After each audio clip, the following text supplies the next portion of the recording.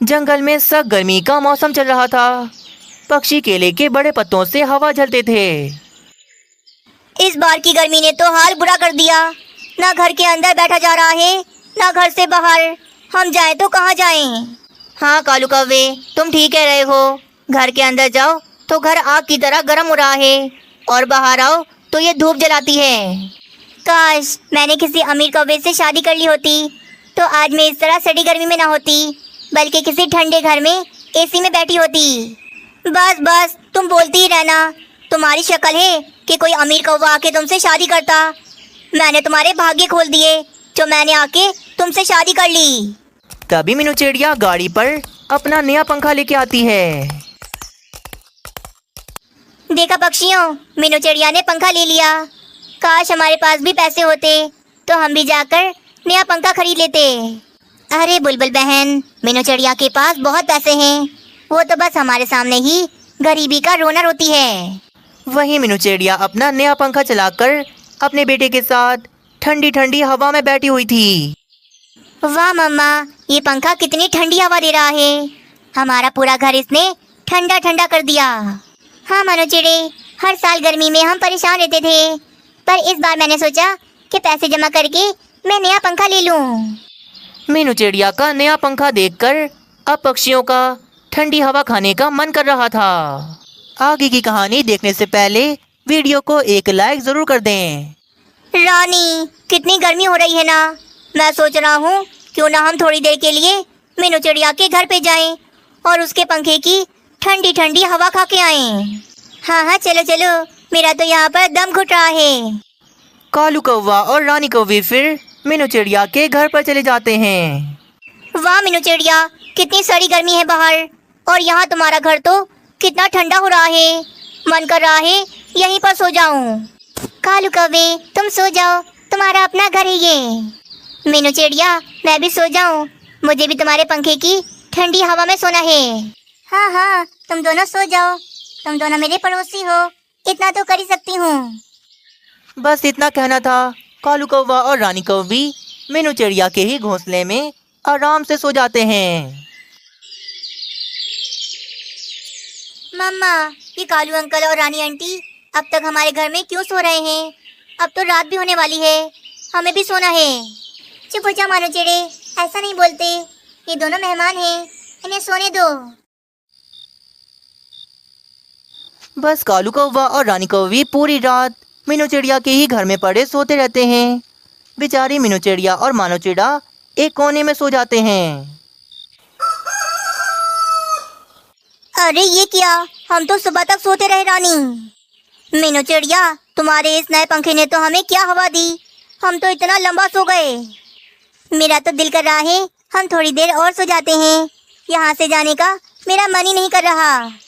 मेरी मामा को सफाई करनी है घर में, आप दोनों अपने घर में जाकर सो जाएं। बाप रे, मेरा ये पंखा तो कल से चल रहा है, अगर ये जाएंगी नहीं तो मेरा पंखा ऐसे ही चलता रहेगा। क्या करूं, इन्हें कैसे भेजूं? कालू कौवे, मुझे अब घर की सफाई करनी है थोड़ी देर। अच्छा अच्छा मीनू चिड़िया, हम चलते हैं। रानी चलो उठो, मीनू चिड़िया जब सफाई कर लेगी तो हम दोबारा आ जाएंगे। कालू कौवा और रानी कौवी फिर वहाँ से चले जाते हैं। हाश, चले गए, अब थोड़ी देर पंखे को बंद करके इसे आराम देती हूँ। कालू कौवा और रानी कौवी सारे पक्षियों को आकर पंखे की ठंडी हवा के बारे में बताते हैं। क्या वाकई कालू कौवे, तुम दोनों मीनू चिड़िया के घर में जाके सो गए थे? वाह भाई, तुम दोनों को तो मजे आए होंगे। मजा तो बहुत आया और नींद भी बढ़िया आई, पता ही नहीं चला हम दोपहर को सोए और अगले दिन सुबह उठे। मैं तो कहूँगी कालू जी, आज रात को फिर से चलते हैं और मीनू चिड़िया के घर में आराम से सोते हैं। मैं तो रोजाना रात जाके गुजार रही हूँ, पर मैं भी जाऊँगी मीनू चिड़िया के घर पर, ताकि मुझे भी अच्छी नींद आए। आज ही दोपहर में फिर मीनू चिड़िया के घर पर सारे के सारे पक्षी उसके पंखे की ठंडी हवा खाने आ जाते हैं। मीनू चिड़िया, तुमने नया पंखा ले लिया, अब तो हम तुम्हारे घर पर ही सोएंगे, ताकि हमें भी अच्छी नींद आए। हाँ हाँ, घर छोटा है पर मीनू चिड़िया का दिल बहुत बड़ा है। क्यों मीनू चिड़िया, हम सो जाए ना तुम्हारे घर पर? बताओ ना, हम सारे पक्षी तुम्हारे घर में इस पंखे के आगे सो जाएं। आप सब पक्षी मेरे दोस्त हो, आराम से सो सकते हो आप सब मेरे घर में। ये सुनते ही सारे पक्षी पंखे की ठंडी हवा में आराम से सो जाते हैं। पक्षियों ने तो हद ही कर दी थी। वे सब बेशर्म हो गए थे। पूरा पूरा दिन और पूरी पूरी रात वे मीनू चिड़िया के घर में ही पड़े रहते। बेचारी मीनू चिड़िया खुद अपने ही घर में सुकून से रह नहीं पा रही थी।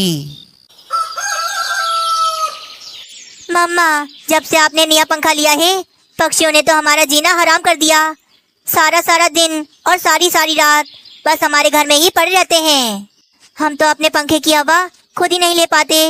गर्मी में सोना पड़ता है हमें। क्या करूं बेटा, मैं उन्हें सामने से कह भी नहीं सकती कि वे हमारे घर से चले जाएं।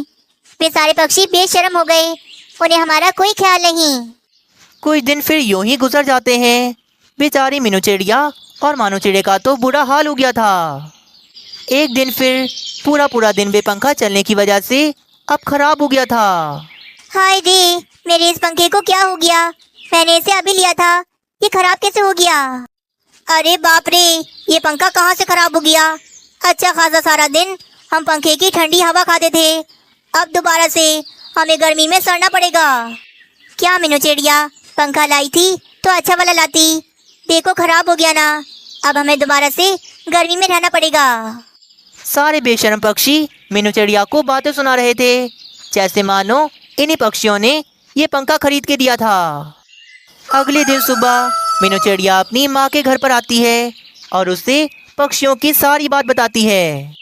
अरे तू तो पागल है, वे पक्षी कितने चालाक हैं। ना ही उनकी बिजली खर्च हो रही है और ना ही पैसा। मुफ्त में आके रोजाना तेरे घर पर पड़े रहते हैं और पंखे की ठंडी हवा खाते हैं। देख ले, तेरा पंखा खराब हो गया, किसी ने की तेरी मदद। माँ, आप ठीक कह रही हो। मैंने उन पक्षियों का भला सोचा था, पर उन्होंने मुझे बहुत परेशान किया। मीनू चिड़िया की माँ फिर एक पंखा लाकर मीनू चिड़िया को दे देती है। ये ले, मेरे पास ये पंखा एक्स्ट्रा पड़ा है, तो इसे ले जा, पर अब की बार अपने घर में किसी पक्षी को ना आने देना। मीनू चिड़िया फिर अपनी माँ का वे पंखा लेकर वापस अपने जंगल चली जाती है। पर अब की बार भी पक्षी मीनू चिड़िया का वे दूसरा पंखा देख लेते हैं। अरे चलो चलो पक्षियों, मीनू चिड़िया ने दूसरा पंखा ले लिया। चलो चलो, सब उसके घर में चलते हैं। कुछ ही देर में फिर से सारे पक्षी मीनू चिड़िया के घर में आ जाते हैं। देखो पक्षियों, मैं नया पंखा ले आई। मीनू चिड़िया, इसे चलाओ तो। रुको, मैं चलाता हूँ इसे। कालू कौवा जैसे ही पंखे को ऑन करने के लिए उसे हाथ लगाता है तो उसे जोरदार करंट लगता है। बाप रे, कालू कौवे क्या हुआ? तुम्हें क्या हुआ? मीनू चिड़िया, करंट का झटका लगा, जोरदार झटका लगा। अरे कालू कौवे, तुम्हें तो कुछ भी नहीं आता, हटो पीछे, मैं इसे चलाता हूँ। तोता भी उस पंखे को हाथ लगाता है तो उसे भी जोरदार करंट लगता है। लो भाई, लगता है मेरा ये पंखा भी खराब हो गया, इसे बनवाना पड़ेगा। पर मेरे पास तो पैसे ही नहीं है। पक्षियों चलो, तुम सब मुझे पैसे दो ताकि मैं इसे बनवा लूं। क्या हम पैसे दें? हमारे पास कोई पैसे नहीं है, हम कहाँ से देंगे पैसे? मीनू चिड़िया, मैं दे देती पैसे, पर मैंने अभी किसी से उधार लिया हुआ है, मुझे उसका उधार वापस करना है। हाँ हाँ, पैसे तो मेरे पास भी नहीं है, मेरा घर चल जाए यही बड़ी बात है। पैसे देने की बारी में सारे ही पक्षी पीछे हट जाते हैं। दुष्ट पक्षियों, कितने स्वार्थी हो तुम सब। मैंने नया पंखा लिया अपने और अपने बेटे के लिए, पर तुम सब मेरे पंखे की हवा खाने रोजाना आ जाते हो और रात रात भर मेरे घर में ही पड़े रहते हो। तुम सब ने मिलकर मेरा नया पंखा खराब कर दिया, और जब मदद की बारी आई तो सब पीछे हट गए। अरे अरे मीनू चिड़िया, तुम तो नाराज हो गई। तुम सब चले जाओ मेरे घर से, बहुत परेशान कर दिया तुम सब ने। ये पंखा मेरा और मेरे बेटे का है, तो हम ही फायदा उठाएंगे इससे। सारे के सारे पक्षी मीनू चिड़िया का गुस्सा देखकर फौरन वहां से चले जाते हैं। और अब मीनू चिड़िया और मानो चिड़ा आराम से अपने पंखे की ठंडी हवा खाते हैं। जंगल के पक्षी बहुत गरीब थे। आए दिन वे दाना ढूंढने के लिए यहाँ वहाँ भटकते रहते थे। कब तक हम जंगल में इस तरह भटकते हुए दाना ढूंढते रहेंगे? अब तो जंगल में दाना ढूंढना नामुमकिन हो गया है।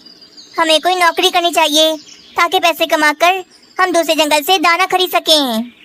क्या पागल हो गई हो मीनू चिड़िया? इतनी ज्यादा मेहनत कौन करेगा? बुलबुल बहन, मीनू चिड़िया को तो मेहनत करने का चस्का लगा हुआ है। देखो तो क्या बोल रही है। पहले हम पूरा दिन थक हार कर मेहनत से नौकरी करेंगे, फिर जाकर हमें कहीं भोजन मिलेगा। मीनू चिड़िया एक तरह से ठीक कह रही है कि हमें नौकरी करनी चाहिए, परंतु मैं कालू कौवे के भी साथ हूँ। नौकरी करने में बहुत मेहनत लगती है, हम कैसे करेंगे ये सब? अरे चलो चलो, सब मिलकर दाना ढूंढने चलो। यहाँ बैठे हुए बातें बनाते रहेंगे तो सबका समय जाया होगा। फिर से सारे पक्षी भोजन की तलाश में यहाँ वहाँ निकल जाते हैं। हाय रे, आज तो बहुत ज्यादा थक गया, प्यास भी लगी है, पर घर यहाँ से बहुत दूर है। चलो थोड़ी देर इस पेड़ के नीचे मैं आराम कर लेता हूँ। थका हारा कालू कौवा पेड़ के नीचे बैठा हुआ था। तभी उसकी नजर सामने पहाड़ पर पड़ती है। ये पहाड़ किस काम के? दूसरे जंगलों में तो पहाड़ों से सोना और चांदी निकलता है, पर हमारे जंगल के ये पहाड़ मिट्टी के अलावा हमें कुछ नहीं दे सकते। कालू कौवा उस पहाड़ के बारे में ऐसा कह रहा था, पर वे पहाड़ कोई मामूली नहीं बल्कि जादुई पहाड़ था। वे जाग जाता है। किसने मेरी बुराई की? क्या तुम जानते नहीं, मैं कोई साधारण नहीं बल्कि जादुई पहाड़ हूँ। पहाड़ को ऐसे बोलते हुए देखकर कालू कौवा तो डर जाता है। बाप रे, कहीं मैं कोई सपना तो नहीं देख रहा। ये पहाड़ तो मुझसे बातें कर रहा है। अच्छा, तो तुम्हें मुझ पे यकीन नहीं है। चलो, तुम मुझसे जो मांगोगे मैं तुम्हें वो दूंगा। चलो चलो मांगो मुझसे। अच्छा, तुम अगर सच में जादुई पहाड़ हो तो मुझे एक नारियल पानी दो, मुझे प्यास लगी है। कौवे ने जो मांगा उसकी मांग पूरी हो जाए। कालू कौवे की मांग पूरी होती है और उसके हाथ में एक नारियल आ जाता है। बाप रे, ये तो चमत्कार हो गया, मेरे हाथ जादुई पहाड़ लग गया। वाह वाह, अब तो मैं इस पहाड़ से जो भी मांगूंगा ये मेरी मांग पूरी करेगा। बस फिर कालू कौवा जल्दी से जंगल के पक्षियों को जोर जोर से आवाजें लगाकर बुलाता है। अरे अरे पक्षियों, इधर आओ सारे, यहाँ चमत्कार हो गया, यहाँ चमत्कार हो गया। कुछ ही समय के बाद वे सब पक्षी कालू कौवे के बुलाने पर वहाँ पर आ जाते हैं। आगे की कहानी देखने से पहले वीडियो को एक लाइक जरूर कर दें। क्या बात है कालू कौवे, क्यों चिल्ला रहे हो? रसोई में दाल चढ़ा के आई हूँ, जल्दी बताओ। कालू कौवा जादुई पहाड़ की बात फिर सब पक्षियों को बताता है। अगर यकीन नहीं आता तो ये जादुई पहाड़ से मांग के देखो, देखना ये तुम्हारी मांग को जरूर पूरी करेगा। ऐसी बात है तो मैं मांगती हूँ इस पहाड़ से, फिर दूध का दूध और पानी का पानी हो जाएगा। ए जादुई पहाड़, मुझे भूख लग रही है, मुझे अभी के अभी गरम गरम भोजन दे दो। इस चिड़िया की मांग पूरी हो जाए, जो इसने मांगा वे इसे मिल जाए। पहाड़ का इतना कहना था कि मीनू चिड़िया के सामने मजे मजे के भोजन आ जाते हैं। अरे वाह, ये तो वाकई में जादुई पहाड़ है, चमत्कार हो गया। हमारे जंगल में जादुई पहाड़ था और हमें पता ही नहीं चला। पक्षियों मेरी बात सुनो, मैं एक दिन में एक पक्षी की सिर्फ एक ही इच्छा को पूरी कर सकता हूँ। तो पक्षियों, बस फिर अब से हम रोजाना सभी पक्षी एक एक करके अपनी मांग जादुई पहाड़ को बताएंगे और ये जादुई पहाड़ हम सबकी मांग पूरी करेगा।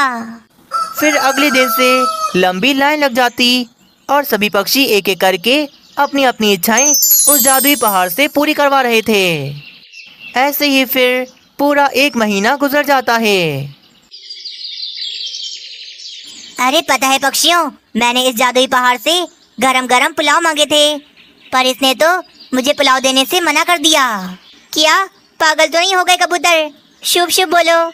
जादुई पहाड़, मुझे आम खाना है, मुझे अभी के अभी आम दो। पक्षियों, तुम सब ने मुझे बड़ी देर से ढूंढा, इसीलिए मैं अब समय के साथ साथ बूढ़ा हो रहा हूँ और मेरी शक्तियाँ भी अब कम होती जा रही हैं। मैं तुम सबकी रोजाना तो इच्छाएं पूरी नहीं कर सकता, पर हाँ, हफ्ते में एक दिन जरूर मैं तुम सबकी सारी इच्छाएं पूरी करूँगा। हाय रे, क्या मजाक कर रहे हो जादुई पहाड़? अगर हमें हफ्ते में एक दिन भोजन मिलेगा तो बाकी के दिन हम क्या खाएंगे? पक्षियों, मैं इससे ज्यादा और कुछ नहीं कर सकता।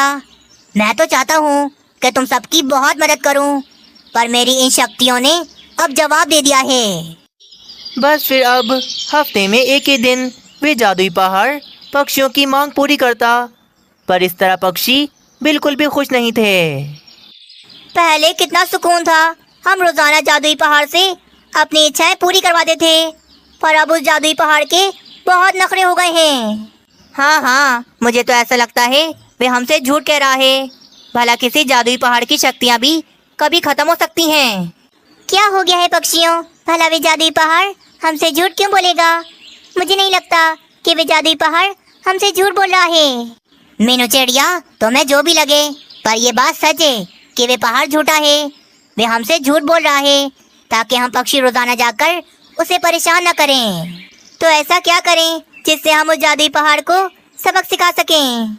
मेरे पास एक उपाय है। वे जादुई पहाड़ पूरा का पूरा जादुई है, उसके एक एक पत्थर में जादू है। अगर हम उस जादुई पहाड़ को तोड़कर उसके सारे जादुई पत्थर आपस में बांट लें तो हम सब पक्षियों के पास अपने अपने जादुई पत्थर होंगे। फिर हम उनसे जो भी मांगेंगे वे हमें देंगे। हाँ हाँ, इस तरह हमें रोजाना उड़कर उस जादुई पहाड़ के पास भी नहीं जाना पड़ेगा। हमारे घर में ही होगा जादुई पत्थर। बस फिर क्या, वे सभी पक्षी बड़े बड़े हथौड़े लेकर उस जादुई पहाड़ को तोड़ने चले जाते हैं। और उसके पास आकर वे सभी पक्षी एक साथ मिलकर उस जादुई पहाड़ को तोड़ने लग जाते हैं। अरे अरे, ये तुम सब क्या कर रहे हो? मुझे क्यों तोड़ रहे हो? मुझे ना तोड़ो, मुझे ना तोड़ो। कोई भी पक्षी नहीं रुकता, सब मिलकर उस पहाड़ को तोड़ने में लगे हुए थे। आखिरकार वे उस पहाड़ को तोड़कर उसके छोटे छोटे पत्थर अपने साथ ले जाते हैं। सारे पक्षियों ने मिलकर उस जादुई पहाड़ को तोड़ दिया था। बेचारा वे जादुई पहाड़ अब मर चुका था। मेरे जादुई पत्थर, मेरी इच्छा को पूरी करो। मुझे बहुत सारे पैसे और मजे मजे के भोजन दो। बुलबुल तो देखती ही रह जाती है, पर वे पत्थर उसे कुछ भी नहीं देता। कालू जी, ये आपसे नहीं होगा। अभी मुझे देखना, मैं इस जादुई पत्थर से अपनी इच्छा कैसे पूरी करवाती हूँ। रानी कौवी भी बहुत कोशिश करती है, पर वे पत्थर उन्हें भी कुछ नहीं देता। अरे बाप रे, ये क्या हो गया? जादुई पत्थरों से हम जो भी मांग रहे हैं वे हमें क्यों नहीं दे रहे? कहीं हमने कुछ गलत तो नहीं कर दिया? हाँ, मुझे भी ऐसा ही लगता है। हमने उस जादुई पहाड़ को तोड़ दिया, इसीलिए उसकी शक्तियाँ भी खत्म हो गईं। मीनू चिड़िया, तुम ठीक कह रही थी। वे पहाड़ सच्चा था।